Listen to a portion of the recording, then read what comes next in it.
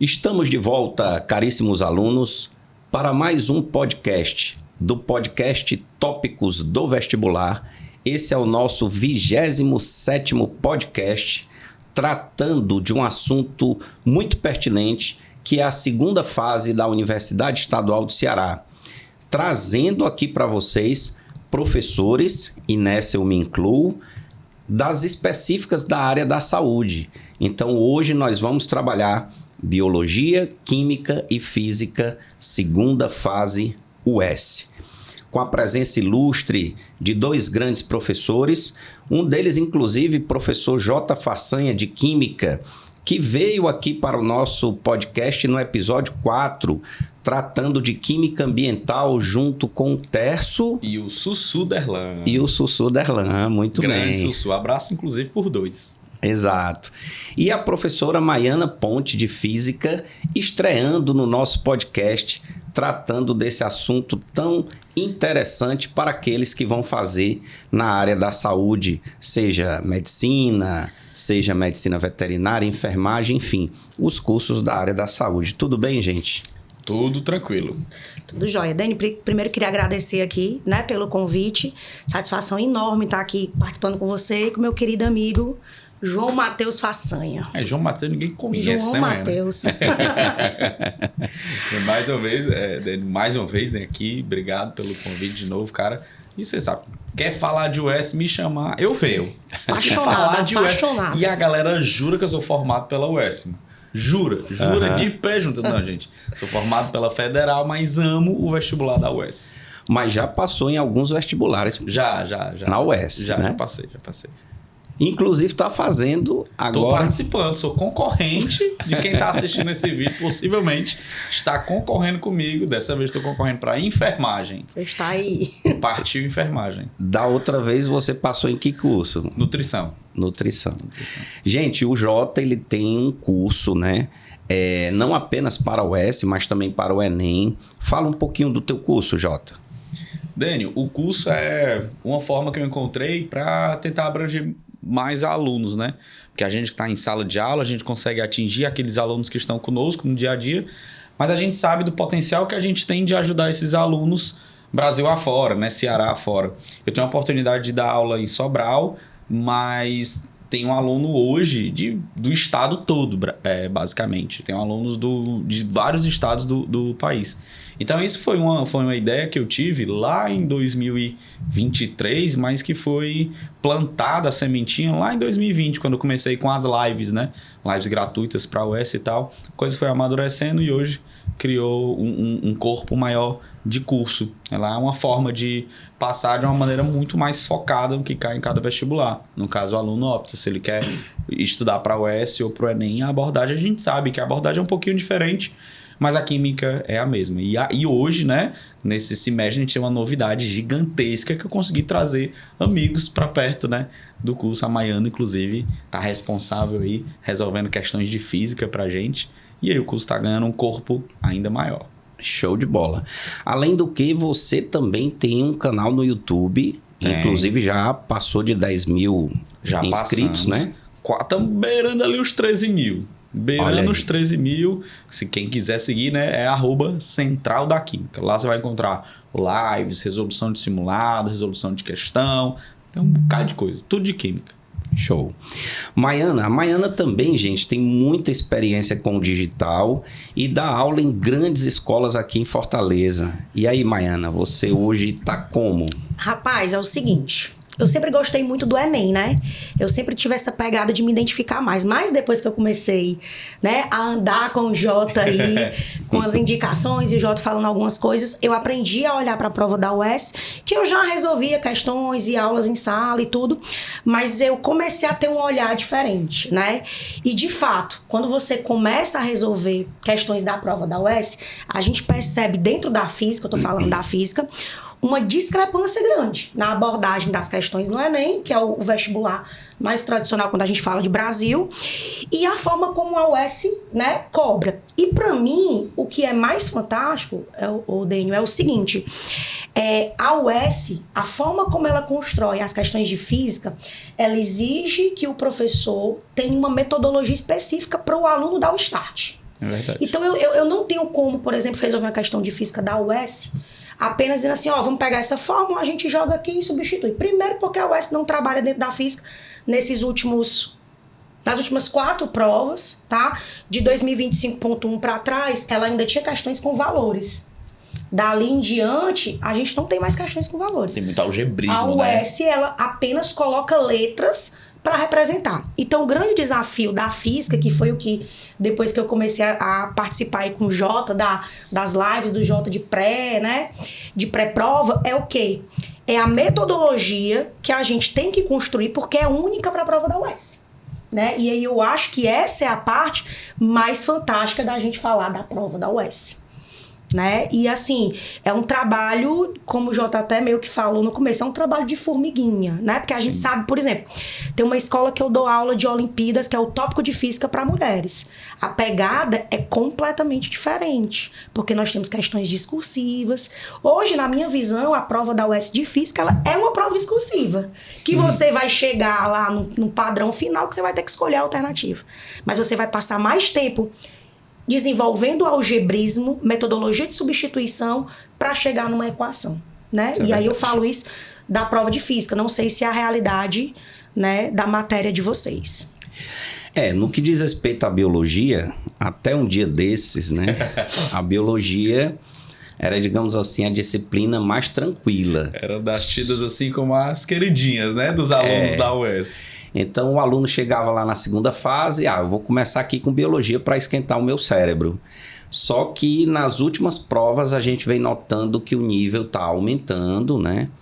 Haja vista, nós sabemos que a comissão executiva do vestibular há algum tempo trocou, e pelo fato de ter trocado, eu acho que o objetivo dessa comissão executiva é tentar errar menos, porque nos últimos vestibulares veio errando consideravelmente, com algumas questões nulas, não apenas na primeira como na segunda fase, mas que fazer uma prova decente, uma prova que realmente premia aqueles que realmente estudaram, né? E hoje, pessoal, nós vamos trabalhar o top 3 ou top 4, 3 ou 4 de cada disciplina, biologia, química e física. Vamos começar por quem, Jota? Pode ser. Ou então pela estreante, o que é que você acha? Pela estreante. Pela estreante. Pode ser. Toda a voz pra ela hoje, né? Pronto. Vamos lá. Posso começar? Top 3 ou top 4, Maiana? Top 4. Vamos falar 4, tá? Galera, é o seguinte, vamos lá. Quando a gente olha para a prova da UES, a UES, ela tem alguns conteúdos clássicos que eles estão presentes tanto na primeira quanto na segunda fase. Tem alguns vestibulares que a gente olha que, por exemplo, capacitores é um assunto que simplesmente está em toda prova, e tem uma prova aqui e outra acolá que não tá. Mas qualquer aluno que está se preparando para a primeira e segunda fase, ele tem que saber de capacitores. E aí, a UES, ela é previsível em certo ponto, tá? Qual é o ponto? Nós temos uma prova extremamente enrijecida do ponto de vista da matemática. É uma matemática mais cansativa, mais elaborada, mas também é previsível. Então, por exemplo, quando a gente fala de capacitores, que está dentro ali da eletrodinâmica, a UES, ela cobra capacitores com associação em paralelo. O aluno que está se preparando, ele já ali foca em associação de resistores, que é, por exemplo, um dos assuntos top mais do Enem. Só que a UES adora a associação de capacitores. Então, não poderia começar a falar aqui sem citar capacitores.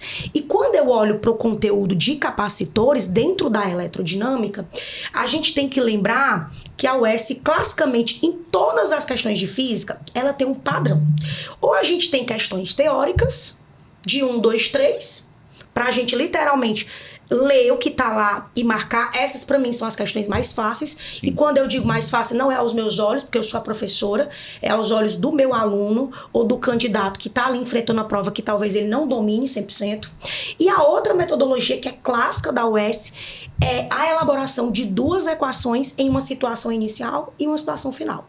Quando você olha para a prova de física envolvendo capacitores, é sempre capacitores separados, numa situação inicial, são carregados ali numa fonte e, posteriormente, eles são associados em paralelo. Dificilmente a UES, na verdade, dificilmente não. Nas últimas 6 provas, né, que é o que a gente vinha trabalhando ali, a gente não vê nenhuma questão de capacitores que não tenha essa pegada. Posso Pode, falar claro. um segredo? Pode. Eu errei a de capacitor na primeira fase. Aí, ó, tá vendo? É porque não assistiu o podcast, ó. Desculpa agora, aí, agora que ele tá aqui Mas eu errei escutando, na ele não é. matemática. Eu errei na matemática. Montei, porque eu assisti a live da Maiana, né? Falando que era pra fazer o antes, depois. Fiz direitinho, mas Aí errou a matemática. na correria lá, eu acho que eu errei alguma coisa e deu errado. Desculpa, Engraçado o Maiana. Jota falar isso, porque tem uma observação importante. Por mais que a gente não tenha questões na física com substituição de valores, a possibilidade de erro na substituição das letras é tão difícil quanto por valores. Né? Isso é uma coisa interessante. Então, assim, eu não poderia começar isso aqui sem estar falando de capacitores, né? Ela também gosta de resistores, mas não desse ponto de vista. Então, por mais, Dênio, que capacitores sejam um conteúdo dentro da área de elerodinâmica, né? Eu acho que ele é aquele conteúdo que o aluno tem que realmente pegar as últimas provas, ele tem que ir atrás desses exercícios e o mais importante, tá? Que na minha visão, para a prova da UES, o aluno ele não pode fazer uma questão só uma vez, daquele conteúdo que é mais importante. Por quê? Porque a prova de física é literalmente como o Jota citou, é álgebra. É álgebra, é substituição. E aí, antes da gente seguir os tópicos, né? Eu queria deixar uma coisa importante, falar uma coisa aqui que é muito importante. Quando a gente pega uma prova da UES, de qualquer conteúdo, por exemplo, tá? A gente estava gravando uma prova da UES do curso do Jota, preparatório para a segunda fase, e era uma questão da mesma metodologia, era uma questão de dinâmica, equilíbrio. Não vamos entrar em detalhes aqui, porque não tem sentido, mas era uma questão de equilíbrio dinâmica. Na primeira situação, bloco, que a UES adora sistema massa-bloco, ele estava na vertical em repouso, e na outra ele foi inserido dentro de um fluido. O esquema não muda, você tem que analisar a situação inicial, a final e montar 2 equações. Qual é a maior dificuldade dos alunos? Isso cabe para capacitores. Qual é? Como que eu vou substituir? Porque quando a gente fala de matemática, a gente tem o método da substituição, você isola lá uma variável e substitui. Por exemplo, eu achei o x, eu vou substituir na função do y. Na função do primeiro grau ou segundo grau. Certo? Só que a UES, como ela não trabalha com números, é só letra. É só letra. Então, qual é a dificuldade do aluno? Professora, eu consigo até entender que eu tenho que montar 2 funções, mas como que eu vou trabalhar elas? E aí o segredo tá onde? Isso serve para qualquer conteúdo. Eu estou falando de física, né? Para qualquer conteúdo. Montou as 2 equações, vai para os gabaritos. Olha quais são as questões, quais são as letras presentes no gabarito. Porque as letras que não estiverem no gabarito, mas estiver na equação, é a que você vai ter que isolar para substituir, porque ela tem que sumir. Né? Então são pequenas sacadas que eles fazem a diferença. Né? Entendi. Então quer dizer que a UES gosta desse algebrismo, né? Na gosta prova de física, sim. Na física, e é um algebrismo cansativo. De que ponto de vista? Não é difícil. Mas você tem que fazer tanta substituição, tem que isolar tanta coisa, tem que ter cuidado com o jogo de sinais que se torna realmente cansativo.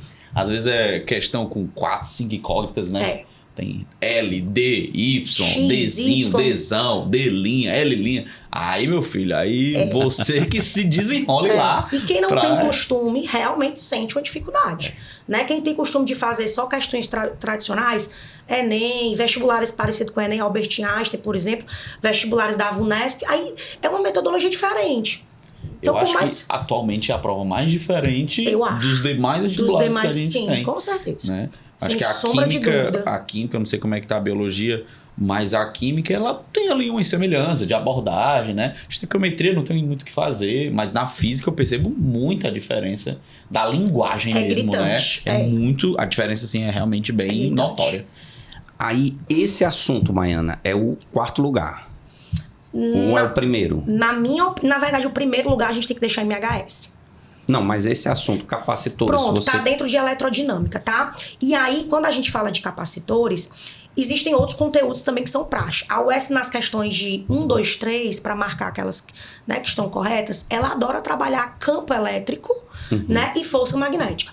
Dentro dos materiais que a gente pega para estudar, seja no cursinho, seja na escola, campo elétrico, força magnética, ele tá dentro ali do campo magnético, tá dentro da eletrostática, e força magnética dentro do eletromagnetismo. Só que são, Dênio e Jota, conteúdos que não dá para separar. Porque, por exemplo, para eu ter presença de força magnética, que a UES adora cobrar nas questões de 1, 2, 3, né? Eu preciso de campo elétrico, que é um conteúdo eletrostático. Então, o nosso top 1 aqui, top 1 não, desculpa. Nosso top 2 aqui, quando eu falei de capacitores, seria o eletromagnetismo. Entendi. Tá? O eletromagnetismo. Porque, por exemplo, na prova do Enem, isso é bem claro. É eletrostática e eletrodinâmica. A UES não faz essa distinção. Né? Essas duas áreas elas se casam formando o eletromagnetismo. E a UES não separa. Então aqui não cabe a gente falar de UES, falar eletrodinâmica e eletrostática. Aqui a gente tem que falar de eletromagnetismo. Entendi. Tá? Então... Entendi tudo, Dênio. Eu entendi. Esse seria aí o meu top 2, né? Eu vou confessar, gente. Eu comecei a falar de capacitores é porque eu sou apaixonada por questões de capacitores. Da UES. É uma coisa que eu adoro, né? Por isso que eu deixei o top 1, que é MHS, pra falar depois. Todo mundo é MHS. Show de bola. Todo mundo ama. Jotinha, e o teu terceiro lugar? Deixa eu ver aqui, ó. Terceiro lugar da química. Top 3 da segunda fase. Engraçado. A gente tem uma mudança de perfil da primeira para a segunda fase, tá? Primeira fase, a gente tem como top 1... Quase toda a prova da UES cai é função orgânica. Aí função orgânica é top 1 de primeira fase, mas é top 3 de segunda fase. Então aquelas questões fáceis de segunda fase na prova da química é de identificação de função. Dá uma molécula, qual é a função que tem aí? É um álcool, é uma acetona, é um aldeído? Dá a molécula, qual é a função que não está aí? Que a UES faz muito isso, né? O incorreto, o não está presente.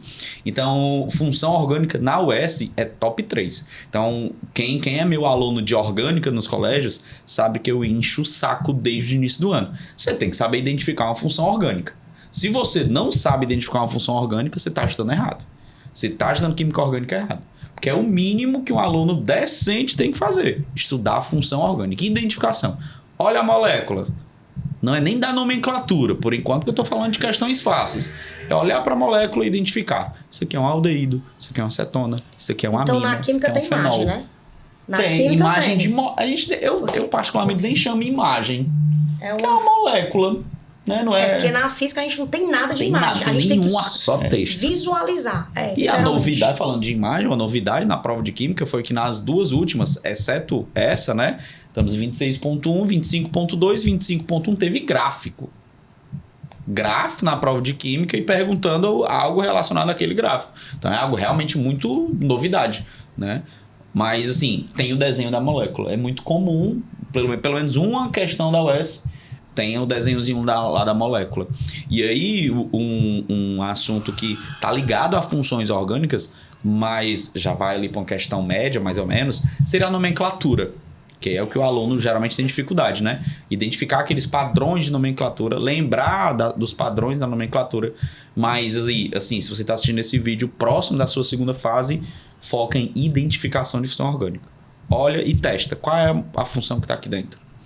E Jota, me diz uma coisa, tem quantas funções para estudar? Umas 20 mais ou menos, né não? Eu diria até menos, Dênio. As que a UES gosta menos, Vamos né? lá. Álcool. Éter. Aldeído. Cetona. Ácido carboxílico. Éster. Já foram 6, né? Vamos... Já caiu o anidrido. Amina, amida. A amina tá pensando nas oxigenadas, por enquanto. Acho que eu não esqueci nenhuma das oxigenadas mais importantes. Tem o fenol, esqueci o fenol. Fenol. Aí vem nitrogenadas. Amina, amida, nitrocomposto. 11. Aí vamos para sulfuradas. Tiol, ácido sulfônico. 13 já. Os aletos, né? Os aletos de alquila, de arila, de acila. Então não fecha nem 15. Não fecha nem 15, não. Massa. E é aquilo que eu te disse, é bater o olho e identificar. Isso é a primeira coisa. Não vai nem para nomenclatura agora, não. Identifica. Bate o olho e identifica qual é a função orgânica que está ali dentro. Show de Sabe bola. por que eu me lembro disso aí? Absolutamente nada. Eu pensei que ia falar de alguma coisa. Nada. Pensei que ia falar assim, porque tem umas dicas infames, né? Tem umas diquinhas infames pra separar o que é um éter, o que é um éster, o que é uma amina, o que é uma amida. É coisa que não cabe, né, no horário desse podcast. Mas tem algumas diquinhas infames. Aí pensei que Maiana ia entregar o ouro. Absolutamente nada. E na biologia, Daniel Marques? Em relação a essa parte aí, para mim é um pouquinho mais fácil, porque tem a bioquímica, né? E a gente... Acaba sendo interdisciplinar, né? Interdisciplinar, muito. É ácido graxo, que é o ácido carboxílico. Aí tem aldoses e cetoses, né? Aldeído e cetona, lá nos carboidratos, e assim sucessivamente. Aí dá para relembrar alguma coisinha. Tem uma questão de segunda fase da UES de Química que eu acho que eles erraram o local da questão. Era para ser biologia. Na biologia.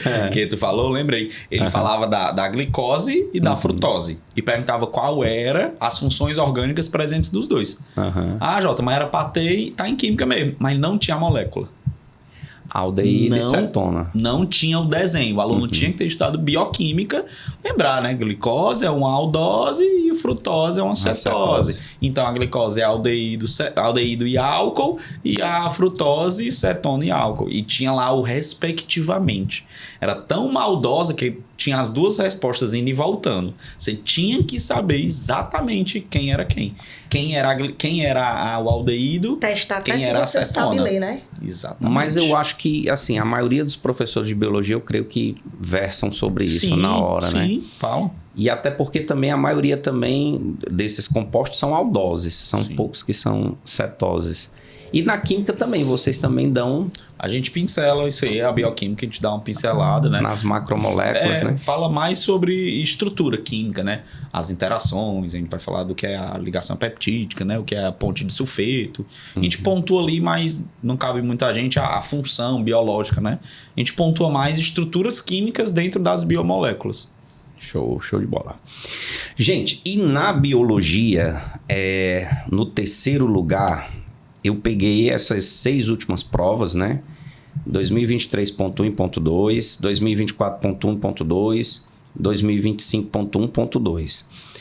Não vamos considerar as questões nulas, vamos considerar os temas, né? Que foram debatidos, propostos nas provas. Então, 6 provas, cada prova 20 questões, 120 questões. Gente, no terceiro lugar, com 11 questões cada, zoologia e botânica. Empatado. Né? Empatado com Todo 11 mundo questões. Todo mundo ama. Para não dizer o contrário. Tem um professor de biologia que eu conheço que ele fala bostânica. Então, a zoologia, o aluno tem que colocar na cabeça a seguinte coisa. Na educação básica, não são trabalhados todos os filos do reino animal. Existem 35 ou 36 filos, mas só são trabalhados 9. Quem são os 9 filos? Poríferos, quinidários, platelmintos, nematódios, moluscos anelídeos, artrópodes, equinodermos e cordados. São esses 9. Então não tem para onde correr, é termo técnico mesmo. É o quê? Características gerais, é o quê? É classificação, doenças, nome científico, enfim, é isso. Zoologia é isso, né? E a UES gosta, de vez em quando, de fazer uma, digamos assim, uma pequena interdisciplinaridade com a parasitologia, quando ela fala sobre as doenças, né? Dos animais. Então, zoologia, 11 questões. Botânica, também 11 questões. E aqui, o aluno ele tem que partir da seguinte premissa. Primeiro, os grupos de plantas, que são 4, né? Briófitas, pteridófitas, gimnospermas e angiospermas. Aí, depois vem as características das angiospermas, que é o que cai mais, já que é a planta completa, né? Que mais? Aí tem algumas coisinhas importantes, fotoperiodismo, movimentos vegetais... de hormônios, fito-hormônios, que são os hormônios vegetais, são 5 hormônios vegetais importantes: auxina, giberelina, citocinina, ácido abscísico e etileno, né? Então, esses dois assuntos que, infelizmente, a maioria dos alunos não gosta porque tem muito termo técnico, né? Muito nomezinho chatinho, estão no terceiro lugar nas últimas 6 provas da UES, cada qual com 11 questões. Então, se você pegar 120 questões, cada qual com 11 representa 10%, quase, né? Sim. 10% é 12, né? Sim. Então, você vai encontrar o quê? Em média, 2 questões de cada no universo de 20 questões. Então, você vai encontrar 4 questões, né? 2 de zoologia e 2 de botânica. Então, são assuntos importantes. Interessante o Dani falar isso daí, porque, por exemplo, essa não é uma realidade da física. A UES, literalmente, quando eu vou colocar aqui, que eu comecei pelo top 2, né? Era pra ter começado pelo top 3 aqui. Aí o TDAH não ajudou. Mas olha só, quando eu falo aqui pra vocês, os top 3, viu, Dani? Eu tô falando de conteúdos que é certo cair. Porque se você pegar a prova da UES, cada questão é de um conteúdo diferente. Cada. Agora, como eu falei, capacitores está em segundo lugar. Quando chegar a minha vez, eu falar terceiro, aí depois a gente vai pro primeiro. Mas assim, o Dani falou aqui do top 3, são 4 questões, não é isso? Das 20. Essa não é a realidade da prova de física da UES. Ela não é. É literalmente 20 questões de 20 conteúdos diferentes. Então, quando eu vou fazer esse pódio aqui, a gente fala de conteúdos que tá em toda prova. Por isso, eu vou citar um exemplo aqui, né? A gente, por exemplo, não teve uma questão direta do Enem, que não é o que nós estamos focando aqui, mas a gente não teve uma questão direta nesse ano de potência térmica. É uma coisa que tá todo ano. Não sei o que aconteceu dessa vez. Não teve uma questão de potência térmica. Não sei se é porque ano passado anularam a questão do Enem que foi anulada, porque pro Enem é questão de honra não anular. De rendimento, né? De rendimento da cafeteira. Pro Enem é questão de honra não anular a questão, né? A UES também não tem tanto esse padrão. Agora, por exemplo, a gente pega a prova de 2024.2, a gente teve 4 questões de física anuladas. Somente. De física, né? Então, assim, essa realidade aí que o Dani tá falando do top 3 não é muita realidade dentro da física, porque literalmente são conteúdos diferentes. E aí eu fico imaginando o candidato que precisa ali passar num curso como medicina, o cara tem que fazer o quê? Quantas questões ali de física para passar? Inclusive, física, até bem pouco tempo, né? Continua sendo a disciplina mais, assim, que os alunos, de uma forma geral, têm menos questões, menos pontos, né? Em menos média. Acertos, menos né? acertos. Tornar mais desafiadora, né? Mais desafiadora. Só que me parece que nas últimas já deu uma aliviada, né? Foi.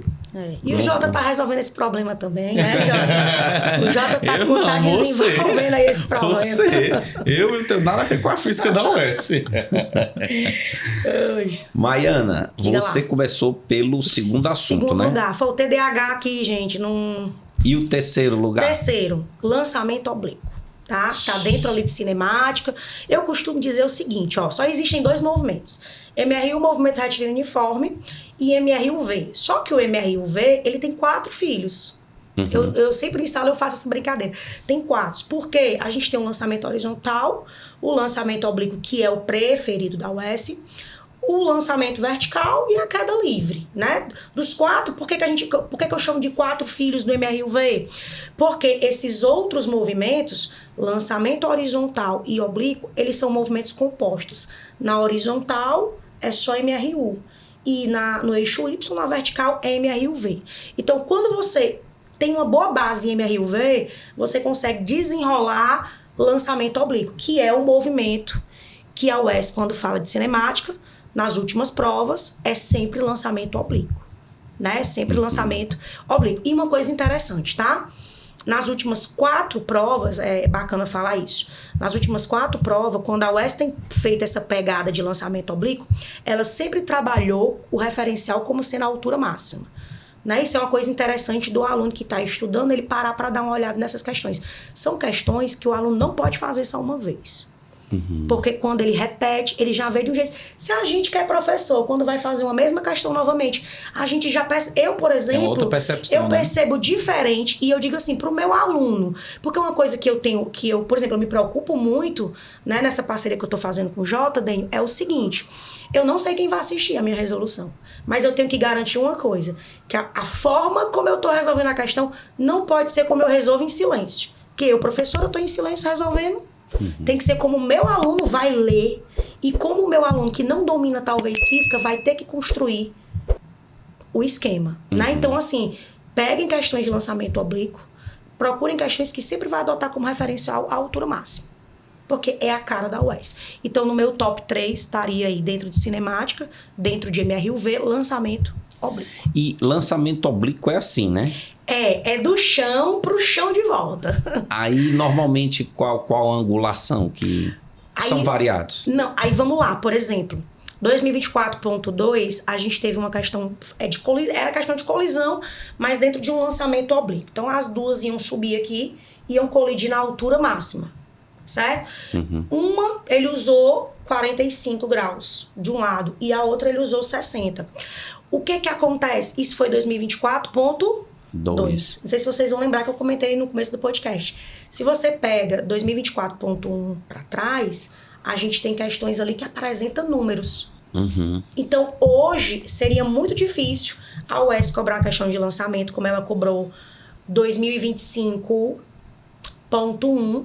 Na verdade, 2025.2, desculpa. Era aquela questão em que ele subia até uma altura, mas ele não dava certeza se era a máxima. E o ângulo, ele só disse que era teta. Então, a realidade hoje não vai se atribuir valores de ângulos. Você que se vire. Isso. Não, ele vai atribuir um ângulo genérico. Alfa. Um ângulo genérico. Alfa, teta. E aí eu costumo dizer o seguinte: o aluno ele pode ficar confortável em atribuir, tá? O símbolo que ele quiser. Aí, no final, ele vai adotar o que a UES chamou de nomenclatura. Apesar de que, como a UES dá margem para mais de uma interpretação, então eu diria que tem questões ali, Dênio, que o cara poderia dizer, cara, deveria ser feito desse jeito, ou não deveria ser feito desse jeito, porque dá margem para mais de uma interpretação, né? Então, assim, uma coisa importante, né, que já era para me ter falado, eu não falei no começo. A prova da UES é uma prova que a de física, você não lê o parágrafo todo. Você não lê a questão toda de jeito nenhum. Porque sempre são duas situações. Leu a primeira situação, organiza o desenho. Porque a UES descreve, mas não bota o desenho. Monta o desenho da primeira. Montou o desenho da primeira situação, vai para a segunda. O aluno que lê tudo, em qualquer questão da UES de física, ele vai se embananar. Igual eu digo, nas questões de química do verdadeiro ou falso, a gente, sei lá, de 10 questões de verdadeiro ou falso da UES, uma precisa do texto. Imagina. Você, na prova de química, viu o verdadeiro ou falso? Vai para os itens. Vai para os itens. Só ler ali, talvez, aquela última frase para entender do que vai ser o VOF. Porque geralmente ele fala um blá, blá, blá, blá, blá, blá, blá, blá, considerando equilíbrio químico. Então, só considerando equilíbrio químico, tu já vai entender que aquelas alternativas são sobre equilíbrio químico. E ele vai pedir as corretas. Ou incorretas, né? Caso da... Mas não sei como é que tá na física, mas na química vem diminuindo o incorreto. Na verdade, nas últimas... eu não vi nenhuma de incorreta nas últimas... eu tô lembrando 4, 5 provas. Incorreta, não. Isso acontecia muito na minha época, porque eu sou UESiana, né? Na minha época era comum. Tanto é que a gente tinha uma dica que era: vai fazer o vestibular, se ele pedir um incorreto, escreve um E bem grande do lado da questão, para você não esquecer que é o errado. Por quê? Uma questão que ele pede que é incorreta, a letra A provavelmente vai estar certa. Aí o aluno na absurdamente rapidez... certa, né? E na rapidez aí o aluno vai marcar A porque é a que está certa. E ele pediu a incorreta. Então, coloco ela lá. Mas essa não é uma realidade da física hoje. Tá? Nas últimas provas aí... também não, tá caindo bem pouco o incorreto. Incorreto, né? A famosa casca de banana. Jotinha, e teu top 2, teu segundo lugar? Rapaz, quem? Eu falo, a galera não me escuta, mano. Por quê? Porque a galera não estuda orgânica, Dênio. Reações orgânicas com top 2. Top 3, funções orgânicas. Top 2, reações. Se tu sabe funções orgânicas bem, tu vai entender como que cada função orgânica vai reagir. E aí é muito comum. Inclusive, elas estão quase empatadas nas últimas provas em número de questão bem próximo, tá? E aí nós temos, dentro das reações orgânicas, o que é uma substituição, o que é uma adição, o que é uma eliminação, o que é uma oxidação, saponificação, cai muito, esterificação, cai muito. Neutralização, cai muito. Então, inclusive dentro da bioquímica, né? Quando ele bota ali a formação de proteína, ele vai falar da reação do grupo ácido, do aminoácido com o grupo amino do outro aminoácido, né? Formação de amida, ligação peptídica, etc. Então, reações orgânicas é o top 2. E, às vezes, tem aquelas questões de reaçes orgânicas bem clássicas, que poderia falar que esterificação, o aluno tem que saber que esterificação é ácido, mais álcool. Dando éster e água. Acabou. O aluno tem que saber isso. E o éster é o lipídio. E o éster, dentro da biologia... O balanceamento está dentro de alguma dessas daí ou não? Mas, incrivelmente, nos últimos 3 vestibulares, a UES está dando a equação balanceada. Já prontinha. Só... Tu acredita? Que era uma coisa que... A faca e o queijo na mão. Uma coisa que eu trabalhava muito em 2023, quando eu comecei o curso, as primeiras aulas eram sobre nomenclatura. Por quê? Porque a UES falava assim... O cloreto de cálcio, considere 5 gramas. Quem que é o cloreto de cálcio? A UES não falava. Tu tinha que, do nome, saber. Jota, é fácil. Cloreto de cálcio, Ca, que é o cálcio, Cl é o cloreto. Então, CaCl. Errou. Porque a proporção para a carga ficar neutra é 1 cálcio para 2 Cls, né? Então, aí o aluno tinha que buscar ali na nomenclatura a carga, neutralizar o composto e escrever a proporção correta. Nas últimas provas, isso não foi mais realidade. Ele falava hidróxido de sódio, NaOH entre parênteses. Reage com fulano, aí dava a reação já balanceada. Né? Com exceção de uma questão que precisava fazer o balanceamento. Era uma questão que ela só pedia... Qual era a reação balanceada? Aí tudo bem, aí você tinha que balancear. Mas questão de estequiometria, geralmente está vindo balanceado. Mas voltando como top 2, reações orgânicas. Tanto aquelas mais cobradas, como algumas menos cobradas. Como, por exemplo, eliminação de ácido carboxílico formando o anidrido. Não é uma reação que a gente fala muito, mas ela já caiu umas 2 vezes aí nas últimas provas da UES. Olha aí. Bom... Meu segundo lugar. O meu segundo lugar vocês vão achar estranho, porque também com 11 questões. Aí você diz assim, mas Deni, por que você não empatou esse segundo lugar com zoologia e botânica, que havia também 11 questões, né? Esse segundo lugar é fisiologia humana. E eu não coloquei junto com zoologia e botânica, por quê? Porque algumas escolas aqui em Fortaleza, e a gente quando vai ver os comentários, né, dessas escolas, eles às vezes separam por assuntos da seguinte forma: reprodução diferente de fisiologia. E eu não considero. Eu considero assim, reprodução diferente de fisiologia, quando é assim a reprodução geral, sabe? Mas quando é sistema reprodutor, é dentro da fisiologia. Mas você está falando dos materiais? Os materiais didáticos que fazem essa separação ou não? Não, é assim, quando a gente vai atrás dos comentários das escolas, colégio A, né? Colégio A, colégio B. Entendi. Quando eles vão comentar. Quando eles vão classificar, né? Eles botam assim, inclusive aqui em Fortaleza é feito isso. Reprodução diferente de fisiologia humana. Reprodução seria diferente de fisiologia humana, como eu estava falando, se for assim, reprodução geral. Como assim? Reprodução assexuada, os tipos de reprodução assexuada, reprodução sexuada, quando você fala de variabilidade, enfim. Mas quando for sistema reprodutor, sistema genital masculino, sistema genital feminino, é dentro da fisiologia.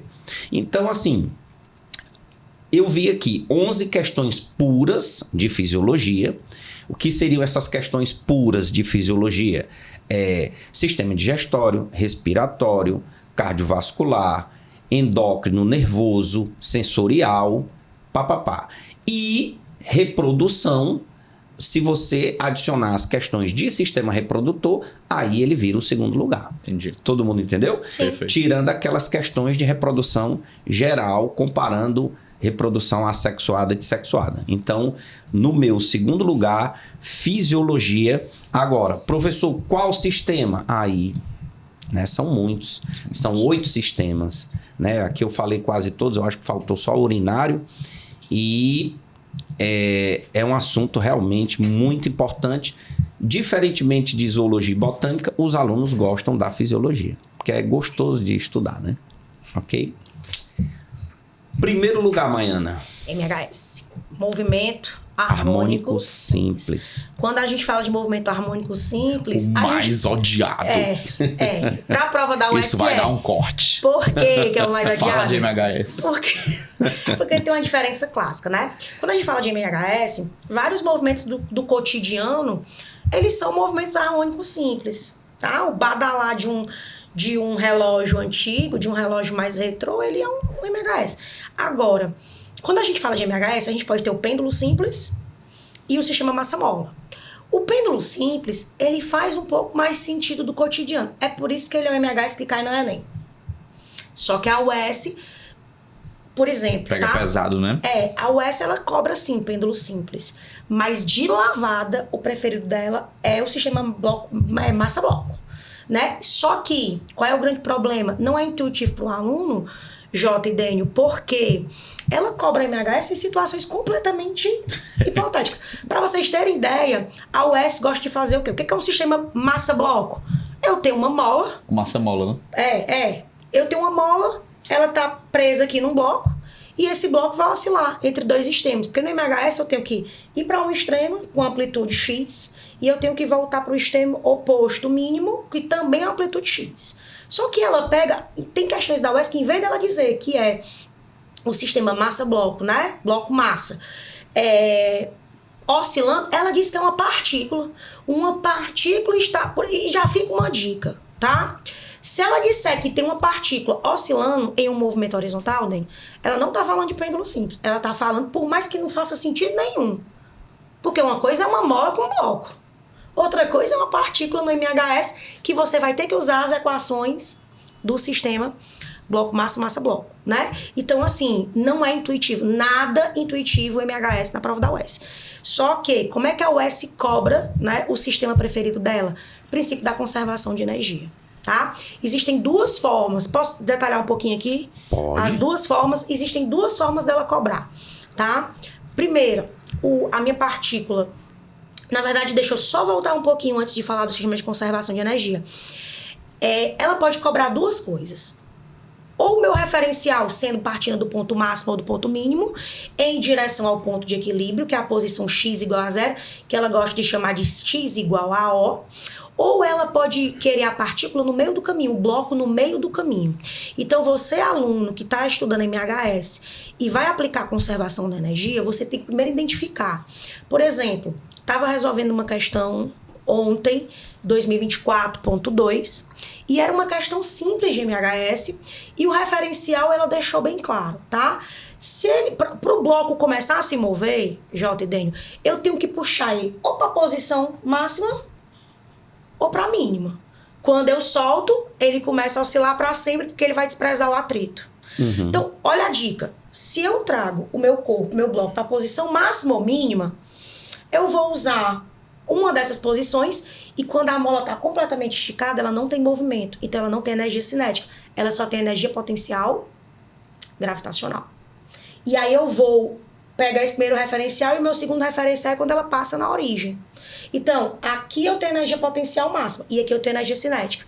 Então, eu só vou igualar potencial elástica com cinética. Agora, a UES também adora fazer o quê? Pegar o meio do caminho. No meio do caminho, a mola ainda está deformada, mas ela também tem o quê? Movimento. Então, ela tem potencial elástica e cinética. No meio do caminho. Quanto andou, né? Isso, a partir, exatamente. Tinha uma então, dessa assim, na última vez que eu quando fiz. a gente fala de MHS, a gente fala de princípio da conservação de energia. Do mesmo jeito que, voltando para o top 2 capacitores, é clássico. Você resolve qualquer questão de capacitores de associação da UES, aplicando conservação de carga. Não tem para onde correr, é desse jeito. Movimento harmônico simples, princípio da conservação de energia. Né? Se puder depois, Denho, eu quero depois falar de um outro assunto que caiu nas últimas 3 provas. Não era recorrente. Né? Se der tempo aí no final, vai dar tempo, sim. Deixa aí eu comentar, mas é basicamente isso, MHS. Né? E o aluno não pode negligenciar de jeito nenhum para essa segunda fase. Mas eu adoro aquelas questões que a gente bota energia mecânica no ponto A igual energia mecânica no ponto B. Cara, aquilo é legal demais de fazer. Eu muito gosto, legal. Eu também gosto. É uma das partes legais da física. Acho que até na live de véspera, né, da UES, eu até fiz, eu acho, lá na live. Energia mecânica lá em cima. Exatamente, É a pegada da UES. Física é legal, cara. Agora, biologia, Dênio, me desculpa, tá? Me desculpa, Dênio. J. Façanha, seu primeiro lugar. Cara, esse primeiro lugar, ele se mantém mais por conta de provas mais antigas, né? Porque eu tô aqui pescando um recorte que eu tenho das últimas 15 provas, né? E tem um assunto que estava ali no top 1 por muito tempo, porque nas provas ali 2023 era sempre muito cobrado, que é o assunto de compostos inorgânicos. Talvez hoje, se eu pegar um recorte mais recente das últimas 3, das últimas 4, ou até das últimas 6 provas, ele estivesse ali bem empatado com os outros que eu já pontuei. Jota, que tipo de questão é essa? É aquela questão que fala, o sujeito se cortou com a urtiga e liberou um ácido. O que é que ele tem que usar para limpar? Aí você tem que lembrar de funções inorgânicas. Se foi um ácido, eu tenho que jogar algo básico, algo de característica básica para ter uma neutralização ali na área, né? Então, saber identificar que composto é esse. Esse composto é um ácido, esse composto é uma base, é um sal, é um óxido. E além de sal, ele é um sal de caráter ácido? Ele é um sal de caráter básico? Ele é um sal de caráter neutro? Se ele é um óxido, ele é um óxido de caráter ácido? Ele é um óxido de caráter básico? Ele é um óxido anfótero? Ele é um óxido neutro? Então, além de tudo, saber qual é a função orgânica que aquela substância participa, saber também de características, principalmente caráter ácido básico, que é muito, muito, muito comum na UES. E aí acaba inflando esse conteúdo porque envolve também reações orgânicas, reações inorgânicas. Quando eu digo que é um ácido, você tem que saber que ácido mais base é sal mais água. Você tem que saber que um ácido vai reagir com um sal se o sal for básico. Então acaba abrangendo um pouco mais de questões porque tem a parte de reações inorgânicas. Então se eu junto compostos inorgânicos e reações inorgânicas no mesmo patamar, isso aí é top 1. O número de questões vai ser bem elevado, mesmo a gente pegando esse recorte mais recente, né? Juntando tudo, reações e compostos inorgânicos. Aí é top 1. Jota, eu vi, posso até estar equivocado, mas eu vi, acho que era um vídeo no Instagram, que era mais ou menos por isso aí, posso estar até errada, que você deve passar no peixe, limão. Questão do Enem. É isso mesmo? Questão do Enem. Ontem teve uma questão da dimetilamina, né? Que é um composto básico. Ele perguntava o que é que poderia utilizar para neutralizar. Dimetilamina, aí já vai um pouquinho para orgânica, tem caráter básico, então tem que jogar alguma coisa ácida, por exemplo, um vinagre ou limão. Então, por isso que a gente pega um peixe e tempera com limão, tempera com vinagre, para tirar aquele cheiro marcante, né? Que as aminas, né? As aminas têm um cheiro bem forte, né? Nós podemos listar a putrescina, a cadaverina, que o nome já indica nome onde bonito, tu vai. Viu? O nome já dá para entender onde é que tá, né? Entender, Então é um cheiro bem podre. E aí a gente usa ácidos para dar uma neutralizada e o odor sumir, né? Porque ali ocorre uma reação química e aí o composto que é básico vai ser neutralizado, ele vai perder aquele odor, né? A gente, quando era criança, a mãe da gente mandava passar limão no sovaco, né? Só que nosso sovaco não é básico, é um pequeno então, para neutralizar tem que ser base. Tinha que ser uma base. Eu não sei disso não, que eu sou do Rio Mar Papicu pra cá, certo? Tá. Pois era limão, taco sovaqueira, limão. Só que quimicamente não faz muito sentido, porque o que as bactérias do nosso suvas, né? quando estão em metabolismo, elas vão liberar ácido butanóico. A maioria delas. Aí fica ácido. Aí fica ácido. Aí então você tem que jogar uma base. Por isso que os desodorantes. Ácido, né? Por isso que os desodorantes têm característica mais básica do que a ácida. Só que por que o limão funciona? Porque ele acaba matando as bactérias. Então não é neutralização, é porque ele vai matar as bactérias. É uma consequência só. E tem também a sobreposição, né, de odor também, que é... E tem a questão também dos pelos, né? Sim. Quando você retira os pelos, aí diminui a probabilidade do cheiro ruim, né? A gente falando de coisa legal, né, da UES, do nada. Ainda bem que a UES não usa esses exemplos, usa? Rapaz! Pode usar. Já usou do peixe uma vez, né? Já usou do peixe uma vez. Vai que... E o meu primeiríssimo lugar, só um detalhe, pessoal. Nós estamos gravando no dia 17 de novembro, ressaca do Enem. Ressaca do Enem. Gravando para a segunda fase da UES, certo? E o meu primeiríssimo lugar, que também é o primeiro lugar do Enem, que é ecologia, né? Ecologia, das 120 questões que eu analisei, 16 questões de ecologia, que representa aí quase 15%, né? Da prova tem a ver com ecologia, pessoal. E aqui em ecologia não tem bom, não. Tem aquela parte inicial dos conceitos básicos, né? Tem aquela parte também de sucessão ecológica, um assunto que a UES gosta muito, ciclos biogeoquímicos, e eu gosto muito de dizer isso para o meu aluno. Muito na química também. Isso. A UES e... Assim, dentro da educação básica, nós temos 7 ciclos, certo? 4 caem mais. Água, carbono, oxigênio e principalmente nitrogênio. E 3 caem menos, cálcio, fósforo e enxofre. Então, são ciclos importantes, sendo que esses 4 primeiros, de fato, caem mais. Aí tem problemas ambientais, né, diversos, soluções para os problemas ambientais, tipos de ecossistemas, biomas. A UES gosta de biomas, né? Assim como também o Enem gosta de biomas. Enfim, ecologia é um assunto tranquilo, é um assunto, na minha cabeça, o aluno gosta. O ruim é quando cai alguma coisa específica e atrapalha um pouquinho o meio do campo. Mas, de uma forma geral, são assuntos tranquilos que o aluno gosta, diferentemente de zoologia e botânica, por conta dos termos técnicos. É isso, okay? Todo mundo ama zoologia, cara. Engraçado, eu acho que é o único, das 3 aqui, é a única que bateu com o Enem, né? O bate com o Enem? Quase que bate, assim, Não, tipo assim, top 1 do Enem, ecologia e biologia. Na química, o top 1 da UES é bem longe do Enem, bem longe. Mas aí o Enem também ele cobra muito genética, biotecnologia. Genética aqui, pelo estudo que eu fiz, está em 6º lugar na UES. Das 120 questões, caíram só 8. Com relação à física do Enem, a gente tem ali fenômenos ondulatórios, a gente teve 2 questões, né?